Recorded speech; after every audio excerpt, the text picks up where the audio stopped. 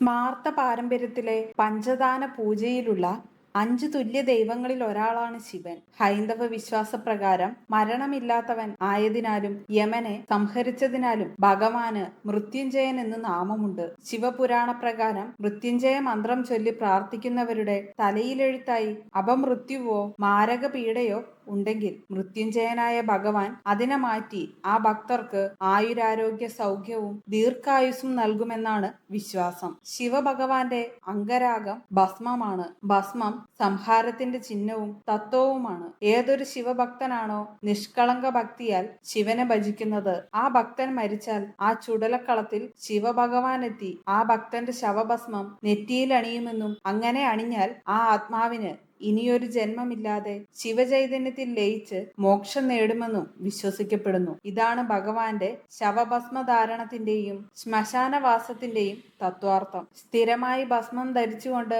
ശിവക്ഷേത്ര ദർശനം നടത്തുന്ന ഭക്തരുടെ അപമൃത്യു മാഞ്ഞു പോകുമെന്നും ആ ഭക്തരോട് ഭഗവാന് അതിരറ്റ ഭക്തവാത്സല്യം ഉണ്ടാകുമെന്നും വിശ്വസിക്കപ്പെടുന്നു.